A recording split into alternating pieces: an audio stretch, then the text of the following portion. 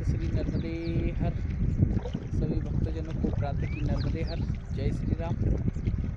देखिए आज मैया रानी के प्रातः के यह बहुत सुंदर दर्शन। जय हो माई की। बहुत से भक्त ऐसे हैं मैया के जो अनन्य भक्त हैं और अपनी सारी सुख सुविधाएं इस संसार से मोह छोड़कर सिर्फ मैया की भक्ति में लग चुके हैं।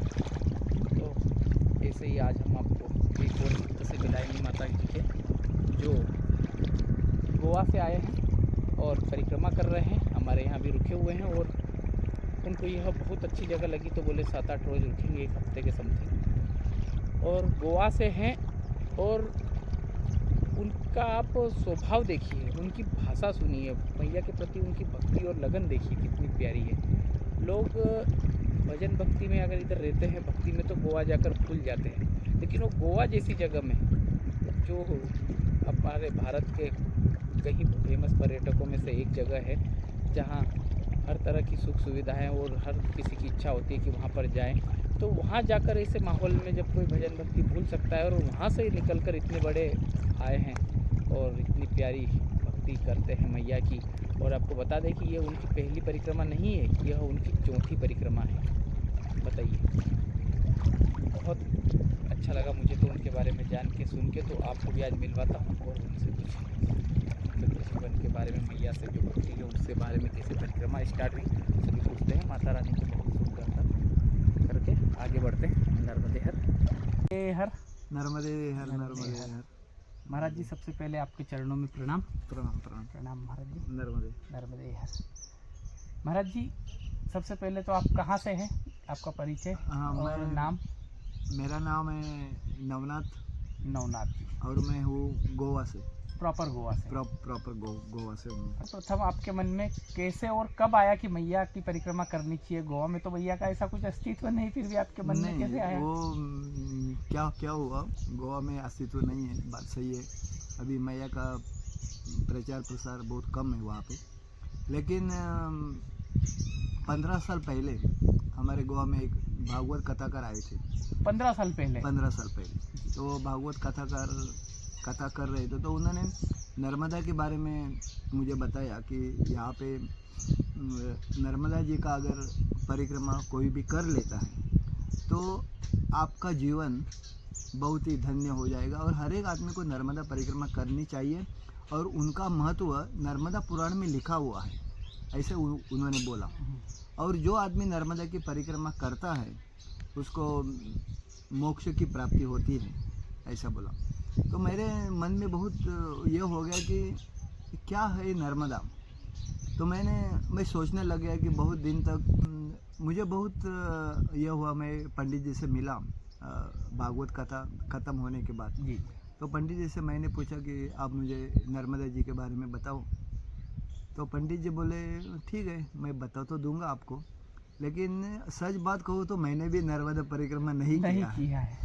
तो बोले कि लेकिन जिसने किया है उनका मैं नंबर दे देता हूँ आपको जी, ऐसे बोला। तो मैंने उनसे मैं नंबर लिया जिन्होंने परिक्रमा किया था, और मैं उनसे फ़ोन के ऊपर पूछा कि मुझे नर्मदा परिक्रमा करनी है जी। तो कैसे करनी है नर्मदा परिक्रमा, ऐसा उन्होंने कहा। तो मैं बोला तो उन्होंने मुझसे बोला कि अगर आप नर्मदा परिक्रमा करना चाहते हो तो आपको ज़्यादा कुछ करने की ज़रूरत नहीं है। आप नर्मदा के कौन सा भी तट से आप परिक्रमा प्रारंभ कर सकते हो, लेकिन ज़्यादा से ज़्यादा ओमकारेश्वर से आप करेंगे परिक्रमा शुरू तो आपको उधर ही ख़त्म करनी है आपकी परिक्रमा। तो बोला ठीक है। तो मैंने बोला कैसा जाना है ओमकारेश्वर में? तो वो बोले कि यहाँ से आप खंडवा जाइए और खंडवा से बस है ओमकारेश्वर जाने के लिए। तो मैं ओमकारेश्वर पहुंच गया। उधर में मैंने संकल्प किया और संकल्प करने के बाद परिक्रमा शुरू हो गई मेरी। लेकिन मेरे मन में उसके पहले भी बहुत सारे सवाल थे कि कहाँ से आगे कौन सा गांव होगा, कौन सा रुकना है। तो उन्होंने एक मुझे बोला था कि आप को कोई ज़्यादा सोचने की बात नहीं है, आप ओमकारेश्वर से शुरू करेंगे तो ओमकारेश्वर में पूछना है कि अगला पड़ाव कौन सा आएगा। हाँ। तो मोरटक्का है, तो मैं मोरटक्का में गया। फिर बोले मोरटक्का में पहुंचने के बाद उधर जो संत होंगे उनसे आप पूछना कि अगला पड़ाव कौन सा है। ऐसा करते करते आपको पूरा रास्ता जो है मैया का वो आपको मिल जाएगा और आप परिक्रमा करो। लेकिन उन्होंने एक मुझसे कहा था कि परिक्रमा करते समय जिस आश्रम में आप रुकेंगे उस आश्रम की आपको सेवा करते करते परिक्रमा करनी है। हर आश्रम में आपको कुछ सेवा करनी है, उसके बाद आपका ध्यान करना है, उसके बाद अगर खाने का कुछ सुविधा है तो खुद पकाने के भी खाना पड़ेगा आपको। ऐसा बहुत मुझे बोला, तो मैं बोला तो ठीक है।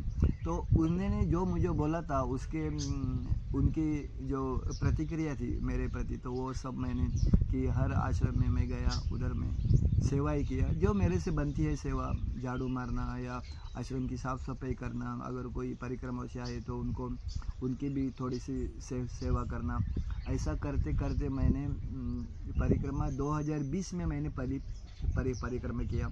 अच्छा, ये 15 साल पहले आपने ये मन में आया था? हाँ, और परिक्रमा 2020 में की? 2020 में किया, ताकि वो उसके बीच में क्या हुआ मैं आपको बताता हूँ। 15 में मैंने टिकट भी निकाला था आने का, लेकिन मेरे पिताजी का देहांत हो जाने की वजह से मैं वो 1-2 साल नहीं आ सका। बाद में मेरी माँ भी गुजर गई, तो उसके बीच में ये 5 साल मेरे गए। अच्छा। उसके बाद में 20,000 माँ पिताजी गुजरने के बाद में मैंने 20 में पहला परिक्रमा किया, 110 दिन में मैं किया। पहली परिक्रमा 110 दिन में 2020 में किया। 2020 में फिर मैंने 21 में फिर से परिक्रमा किया 113 दिन में। 113 दिन में दोबारा की। फिर मैं 2022 में किया 117 दिन में। और अभी मैं 3 साल 3 माह 13 दिन की परिक्रमा, चौथी परिक्रमा कर रहा हूँ। ओहो, बहुत चौथी परिक्रमा है चौथी परिक्रमा। अभी कितना समय हो गया आपको परिक्रमा? अभी 1 साल हुआ मुझे। 1 साल से ऊपर हो गया। अच्छा, चतुर्मास आपने अभी कहाँ पर? चतुर्मास मंडलेश्वर में राधे राधे आश्रम में किया मैं। राधे राधे आश्रम मंडलेश्वर में। हाँ, तो फिर काफ़ी आराम से कर रहे हैं ना, क्योंकि हाँ। चतुर्मास समाप्त हुए भी 1 महीना हो चुका है लगभग होने में है, और अभी तक आप मात्र यहीं पर आए हैं। बिल्कुल। तो कैसी रही अब तक की यात्रा? नहीं, अभी तक की परिक्रमा बहुत ही अच्छी रही मेरी। जो परिक्रमवासी मिले वो भी सब अच्छे परिक्रमवासी, तो मेरे को उनकी सेवा करने का मौका मिला। यही मैया के मैं भाग्यवान हूँ कि मैं उनकी बहुत सेवाएं किया हूँ परिक्रमा से।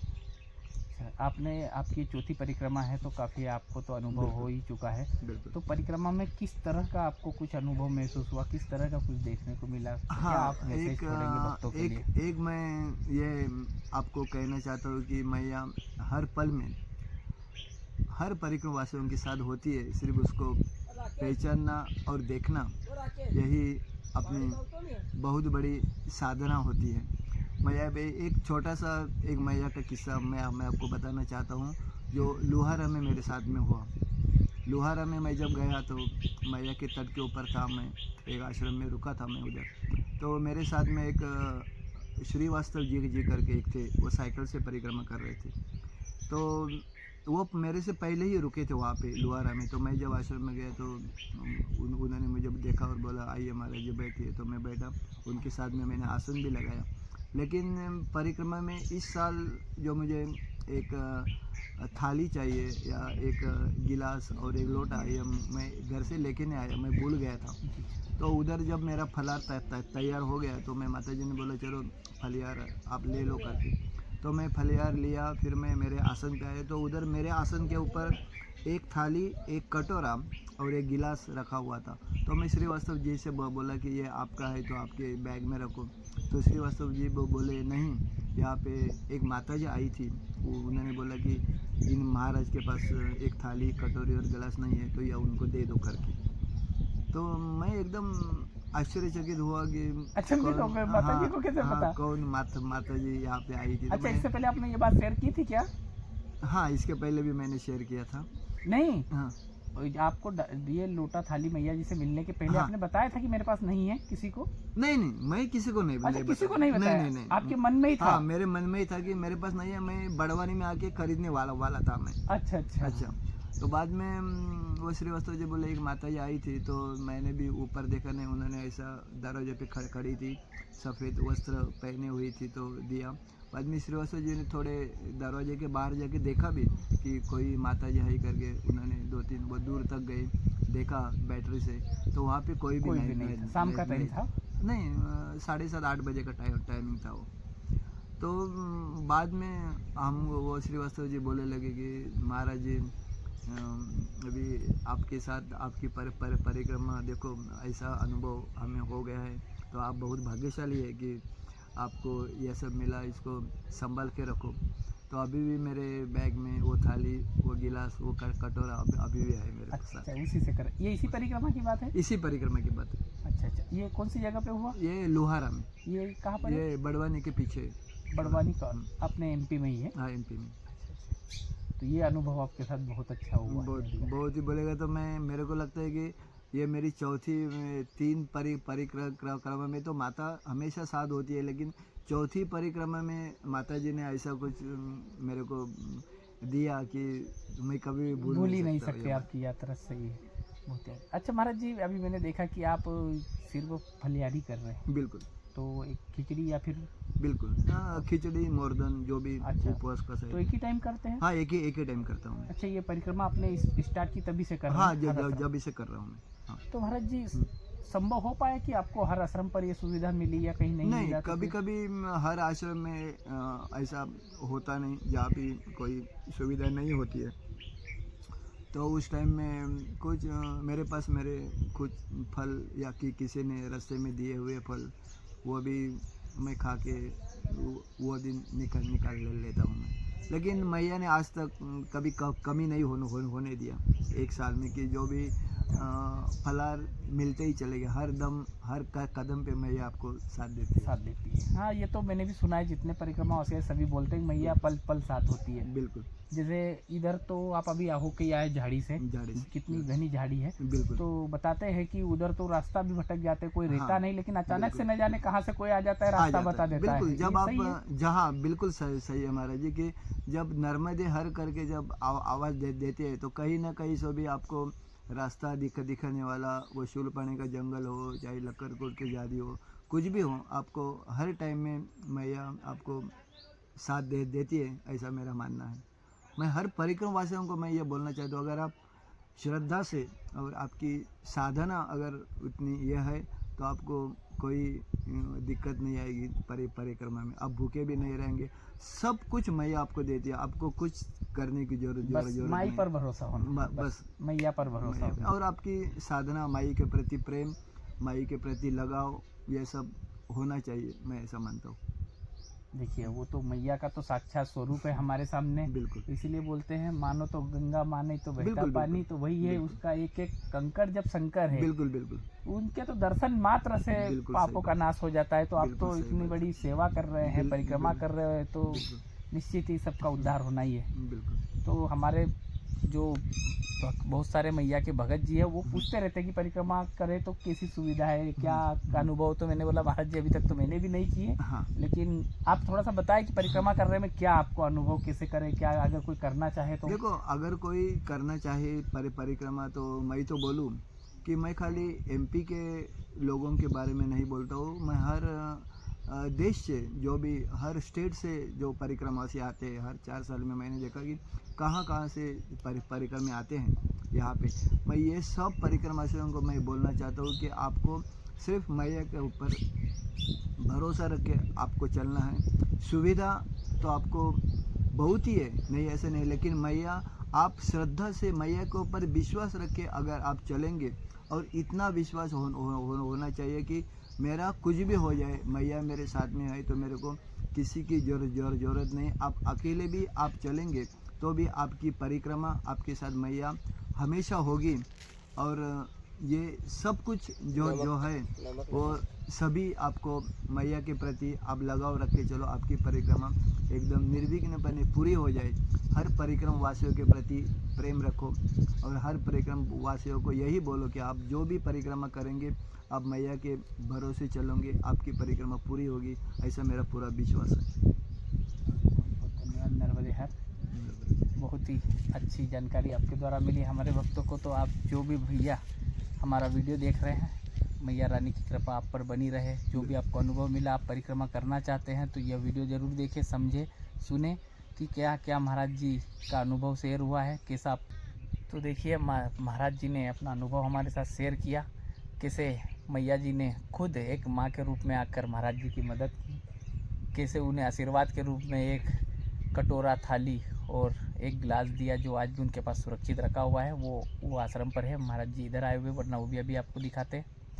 और कितना सुंदर लगा जानकर, हमें कितना मन उत्साहित हुआ कि मैया रानी कितनी मदद करती है। साक्षात ये मानिए कि हमारे साथ ही चलती है, ऐसा लगता है। परिक्रमा करते समय एक अलग ही शक्ति, ऊर्जा और आनंदित मन में होता होगा महाराज जी। बिल्कुल बहुत ही अच्छा लगता होगा कि सच में क्या कर रहे हैं। अब महाराज जी से ही देखिए कि ये चौथी परिक्रमा कर रहे हैं गोवा जैसी जगह से आकर। तो आप सभी पर भी मैया रानी की कृपा सदैव बनी रहे और आपके घर सदैव सुख शांति समृद्धि बनाए रखें मैया रानी। एक बार जीवन में परिक्रमा जरूर कीजिए, क्यों महाराज जी? बिल्कुल, बस बिल्कुल, मेरा भी आपसे यही अनुरोध है कि कुछ न करें, लेकिन जीवन में एक बार मैया की परिक्रमा जरूर करें, और वो भी पैदल परिक्रमा करें। अगर टाइम नहीं है तो अभी आप किसी भी तरीके से कर सकते हैं, बस से, वाहन से, गाड़ी से, लेकिन जब भी आपके पास समय हो एक बार जरूर मैया की पैदल परिक्रमा करें।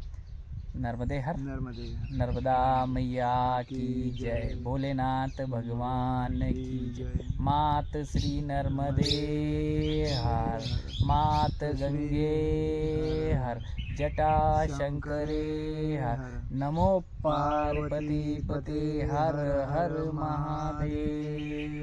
आज का वीडियो यहीं समाप्त करते हैं। कैसा लगा वीडियो कमेंट कर जरूर बताएं। नर्मदे हर।